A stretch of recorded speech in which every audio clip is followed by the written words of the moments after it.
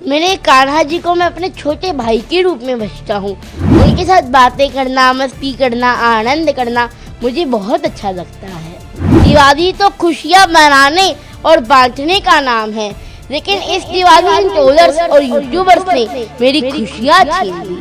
जब मैं जगत गुरु रामचंद्राचार्य महाराज जी के दर्शन करके राममय हो गया था और मेरे को मंच की गरिमा नहीं पता थी कि यहाँ पर चुप रहना है। अरे 8-9 साल के बच्चे से तो गलती हो ही सकती है ना।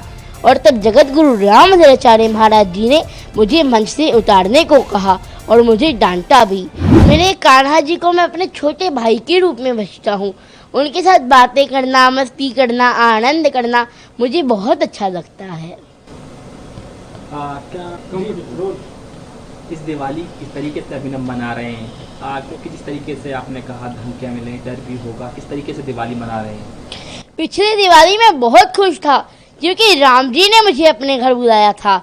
मैंने अपनी आंखों से दीपोत्सव देखा था। अयोध्या जी में वर्ल्ड रिकॉर्ड बना था और आप सबको भी दीपोत्सव दिखाया था। लेकिन दिवाली तो खुशियाँ मनाने और बांटने का नाम है, लेकिन इस दिवाली इन ट्रोलर्स और यूट्यूबर्स ने मेरी खुशियाँ छीन ली।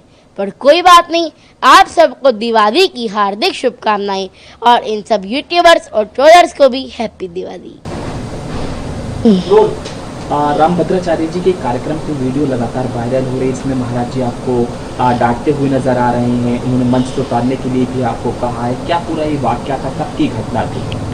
वो वीडियो 2023 का है और वो कथा इंद्रेश महाराज जी के आवास पर हुई थी, जब मैं जगत गुरु रामचंद्राचार्य महाराज जी के दर्शन करके राममय हो गया था और मेरे को मंच की गरिमा नहीं पता थी कि यहाँ पर चुप रहना है, साइलेंट रहना है, और मैंने राम जी के नाम का जयकारा लगा दिया था, जिससे मंच की गरिमा भंग हो गई थी। तब मैं 8-9 साल का था। अरे 8-9 साल के बच्चे से तो गलती हो ही सकती है ना।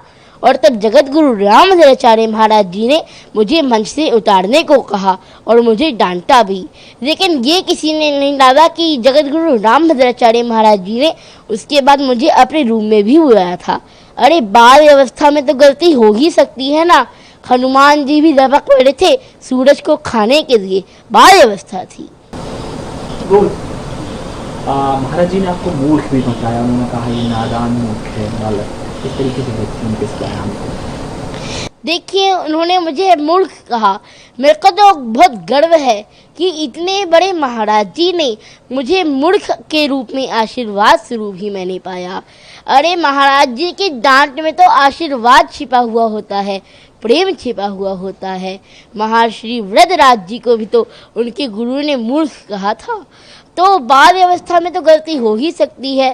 तो मुझे पता चल गया कि मेरी बाल्टी खाली है और इसमें अभी बहुत कुछ अंदर जा सकता है। हमने 19 तारीख को मथुरा पुलिस में कंप्लेंट दर्ज की थी और कल हम इन यूट्यूबर्स के अगेंस्ट हमने केस भी दर्ज कर दिया है।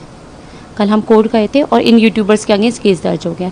हमारे पास बहुत सारी धमकियाँ आ रही हैं। धमकियाँ हालांकि 2-3 दिनों से आ रही थी हमारे पास। ये धमकी आपने पूछा किस माध्यम से आ रही है हमारे पास। इंस्टाग्राम पे एक नंबर दे रखा है, हमने मेंशन कर रखा है। इसी नंबर पे हमारे पास व्हाट्सएप मैसेजेस आ रहे हैं और कॉल भी आ रही हैं। 2-3 दिनों से तो बहुत ज़्यादा कॉल्स थी, बहुत ज़्यादा हम परेशान हो गए थे। लेकिन कल जब हम कोर्ट से बाहर निकले, कोर्ट से बाहर आते ही आई थिंक 3:30-4 बजे के करीब हमारे पास व्हाट्सएप मैसेजेस आते हैं और मैसेजेस में हमें धमकाया जा रहा है कि आपको मार दिया जाएगा, आपको ये सब कुछ बहुत ही अपशब्द बोले जा रहे हैं, जो कि मुझे नहीं पता कि क्यों लोग ऐसे कर रहे हैं हमारे साथ। हालांकि बच्चे ने कुछ गलत नहीं किया है, वो सिर्फ भक्ति कर रहा है, वो तो अपना सिर्फ सनातन धर्म का प्रचार कर रहा है।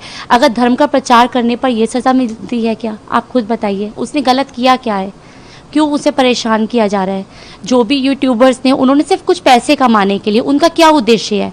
उनका अभिनव से देखिए कोई पर्सनल बायस तो है नहीं। उनका उद्देश्य जो मुझे लगता है, उनका क्या उद्देश्य है कि कुछ भी वीडियो बनाएंगे और उससे उन्हें व्यूज़ मिलेंगे और उनको पैसे मिलेंगे। अरे ऐसे पैसे कमा के वो क्या करेंगे? किसी को परेशान करके अगर आप पैसे कमा भी रहे हैं तो उससे आपको खुशी तो मिल ही नहीं सकती। आप अपनी वीडियोस बना रहे हैं और वीडियोस बना के आप अभिनव के लिए कुछ भी बोल रहे हैं, झूठे एलिगेशंस लगा रहे हैं, आपके वीडियोस चल रहे हैं व्यूज़ कमाने के लिए, आपको पैसे मिल रहे हैं। क्या उस पैसों से आपको खुशी मिलेगी? किसी की खुशियाँ छीन कर आप खुशी नहीं मना सकते। तो बस मैं यही कहूँगी कि जो हमें जो परेशान कर रही हैं वो इस तरह से मत कीजिए, ताकि आप भी खुशी मनाइए और हमें भी खुशी मनाने दीजिए। और इसके अलावा मैं मथुरा पुलिस को बहुत बहुत धन्यवाद करूँगी, क्योंकि उन्होंने हमारी सुरक्षा का बहुत ध्यान रखा। उन्हें जब पता चला इस तरह से किया जा रहा है तो उन्होंने हमें बहुत अच्छे से हमारा ध्यान रखा, हमें सिक्योरिटी भी प्रोवाइड की, और अभी हम एक्चुअली अभी हम सेफ फील कर रहे हैं।